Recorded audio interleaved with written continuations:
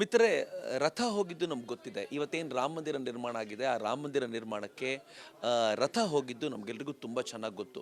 ಆ ರಥಯಾತ್ರೆ ಇಡೀ ರಾಮ ಮಂದಿರ ನಿರ್ಮಾಣದ ಅತ್ಯಂತ ಪ್ರಮುಖವಾದ ಭಾಗ ಆಗಿತ್ತು ಅಂತ ಹೇಳ್ತಾರೆ. ಆ ರೀತಿ 6 ರಥಗಳು ಏನು ಹೊರಟಿದ್ವು, ಆ ರಥಗಳಲ್ಲಿ ಒಂದು ರಥದಲ್ಲಿ ಏನು ಆ ರಥದ ಆಕಾರವನ್ನು ನೀಡಲಾಗಿತ್ತು ಅದನ್ನು ಇಲ್ಲಿ ತಂದು ಇಟ್ಟಿದ್ದಾರೆ.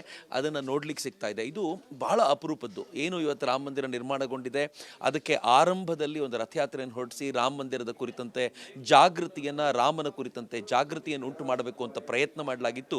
ಅದರ ರಥದ ಮೇಲಿಟ್ಟಿದ್ದಂಥ ಒಂದು ಪೂಜಾ ಗ್ರಹದ ಸ್ವರೂಪದಲ್ಲಿ ಏನಿತ್ತು ಅದನ್ನು ಪೂರ್ತಿ ಪ್ರಮಾಣದಲ್ಲಿ ಇವತ್ತು ಇಲ್ಲಿ ಉಳಿಸ್ಕೊಳ್ಳಲಾಗಿದೆ. ಇದು ಕಾರಸೇವಕಪುರಂನಲ್ಲಿ ಇದೆ. ಇದು ಬಹಳ ವಿಶಿಷ್ಟವಾಗಿರುವಂಥ ಸಂಗತಿ. ಇದು ಬಹುತೇಕರಿಗೆ ಇದು ಗೊತ್ತಿಲ್ಲ. ಅಂದರೆ ಯಾಕಿದನ್ನು ನಾನು ನಿಮ್ಮ ಜೊತೆ ಹಂಚ್ಕೊಳ್ತಿದ್ದೀನಿ ಅಂತಂದರೆ, ಆ ರಥ ಏನು ಹೊರಟಿದೆಯಲ್ಲ, ಇಡೀ ಈ ರಾಮ ಮಂದಿರವನ್ನು ಉಳಿಸಿಕೊಳ್ಳುವ, ರಾಮ ಮಂದಿರದ ಪುನರ್ ನಿರ್ಮಾಣಕ್ಕೆ ಬೇಕಾಗಿರುವಂಥ ಆ ಪ್ರೇರಣೆಯನ್ನು ಕೊಟ್ಟಿದ್ದು ಇದೇ ರಥದ, ಆ 6 ರಥಗಳಲ್ಲಿ ಒಂದು ರಥದಲ್ಲಿದ್ದಂಥ ಆ ಮಂದಿರದ ಸ್ವರೂಪವನ್ನು ಇಲ್ಲಿ ಉಳಿಸ್ಕೊಳ್ಳಲಾಗಿದೆ.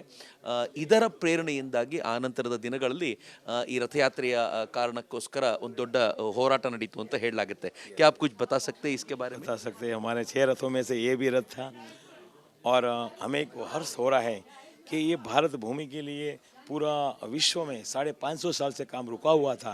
ये जो दिवाली अभी पर्व मनाने जा रहे हैं, गर्व की बात है।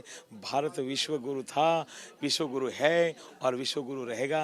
और लेकिन दीप जलता रहे, हमेशा दीप से दीप जलाते रहें और कार्य करते रहें। हम भी कार सेवक के रूप में यही राम जी के चरणों में थे।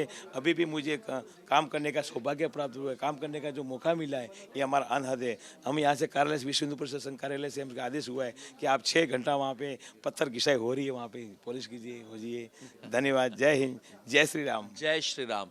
ಮಿತ್ರರೇ, ಈ ರಥ, ಈ ಯಾತ್ರೆ ಏನು ಹೊರಟಿತ್ತಲ್ಲ, ಅಯೋಧ್ಯೆಯ ಸುತ್ತಮುತ್ತ ಈ ರಥ ಹೋಗ್ತಿತ್ತು, ಹಳ್ಳಿಗೆ ಹೋಗ್ತಿತ್ತು. ಈ ರಥದ ರಕ್ಷಣೆಗೆ ಏನು ಮಾಡಬೇಕು, ಇದ್ರ ಜೊತೆ ಸಾಧು ಸಂತರು ಹೋಗ್ತಾರೆ, ಈ ರಥಕ್ಕೇನು ತೊಂದರೆ ಆಗಬಾರ್ದು, ಈ ರಕ್ಷಣೆಗೆ ಏನು ಮಾಡಬೇಕು ಅಂತಂದಾಗಲೇ ಆಗ ಒಂದು ಬಜರಂಗ್ ದಳದ ಒಂದು ತಂಡ ಹುಟ್ಕೊಳ್ತು ಅಂತ ಕೂಡ ಹೇಳಲಾಗುತ್ತೆ. ಹೀಗಾಗಿ ಈ ರಥದ ಈ ಮಾದರಿ ಏನಿದೆ, ಇದು ಇನ್ಫ್ಯಾಕ್ಟ್ ಮಾದರಿ ಅಲ್ಲ, ಆ ರಥದ ಮೇಲಿದ್ದಂಥ ದೇವಸ್ಥಾನದ ಸ್ವರೂಪ ಏನು ಮಾಡ್ಕೊಂಡಿದ್ರು ಅದರ 6 ರಥಗಳಲ್ಲಿ ಒಂದನ್ನು ಇಲ್ಲಿ ಉಳಿಸ್ಕೊಂಡಿರೋದ್ರಿಂದ ಈ ರಥವೇ ಬಹುಶಃ ಬಜರಂಗ್ ದಳದ ಒಂದು ಪರಿಕಲ್ಪನೆಗೆ ಕಾರಣವಾಯಿತು. ಈ ರಥವೇ ರಾಮ ಮಂದಿರದ ನಿರ್ಮಾಣಕ್ಕೆ ಕಾರಣವಾಯಿತು.